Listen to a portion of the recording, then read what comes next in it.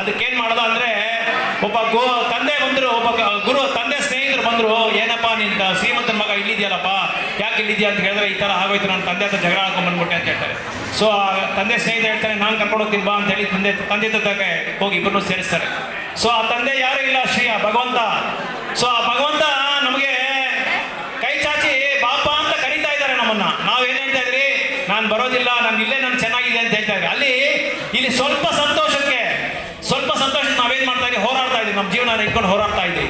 So ನಮ್ಮ ಜೀವನ ಇತ್ತು, ಕೊಟ್ಟಿರೋ ಜೀವನ ಏನಕ್ಕೆ ಅಂದ್ರೆ ಭಗವಂತನ ನಾಮ ಹೇಳಿ ಭಗವಂತ ಹತ್ರ ಹೋಗೋದಿಕ್ಕೆ. ಯಾಕಂದ್ರೆ ಅಲ್ಲಿ ವೈಕುಂಠದಲ್ಲಿ ಜನ್ಮ ಮೃತ್ಯು ಜರಾವಧಿ ಯಾವುದು ಇಲ್ಲ, ಇಲ್ಲೆಲ್ಲೂ ಇದೆ.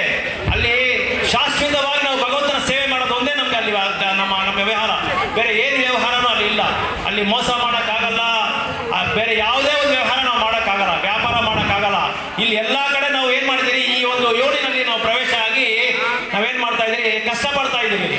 ಅದೇ ಭಗವಂತ ಹೇಳ್ತಾರೆ, ನೀ ಯಾಕೆ ಕಷ್ಟಪಡ್ತೀಯ, ನನ್ನ ಹತ್ರ